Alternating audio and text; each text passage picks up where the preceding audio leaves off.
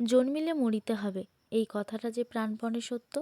কিন্তু তারপরেও নিজের কাছের মানুষরা যখন আমাদের ছেড়ে চলে যায়, এর মতো কষ্ট হয়তো এই পৃথিবীতে আর কিছুই নেই।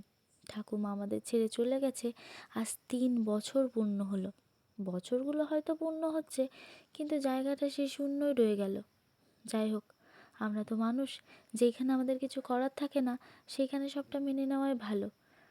আজকে ঠাকুমার মৃত্যু দিবস, সেই জন্য বাড়িতে একটু কীর্তনের আয়োজন করা হয়েছে।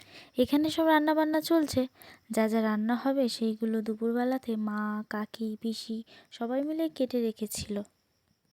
আর আমার বৌদির সামনে ক্যামেরা অন করলেই বৌদি তো পোজ নিতে শুরু করে। প্রতি বছর হয়তো এই দিনটা আসবে, রান্না বান্না হবে, খাওয়া দাওয়া হবে, কীর্তন হবে, সব কিছুই হবে, কিন্তু সেই মানুষটাকে তো আমরা আর পাবো না। যাই হোক, একই ঘরে 3 দিকে রান্না হচ্ছে, একদিকে ডাল, একদিকে ভাত, একদিকে বাঁধাকপি। আমরা গ্রামের মানুষ তো, তাই আমাদের এইদিকে কাঠের উনুনে রান্না করার একটা চল আছে। অবশ্য কাঠের উনুনে রান্না করা খাবারগুলো খেতে অনেকটা টেস্টি হয়।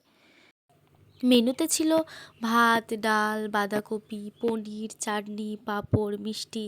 আর দেখো পুচকেটা কি সুন্দর মন দিয়ে কীর্তন শুনছে, দেখতে অনেক ভালো লাগছে, তাই না? সব রান্নাবান্না কমপ্লিট হওয়ার পর যা যা রান্না হয়েছিল সব নিয়ে ঠাকুমা ও দাদুকে খেতে দিলাম ও তাদের কাছে আশীর্বাদ চেয়ে নিলাম। এইভাবেই আজকে দিনটাও কেটে গেল, আবার 1 বছর পরে আসবে।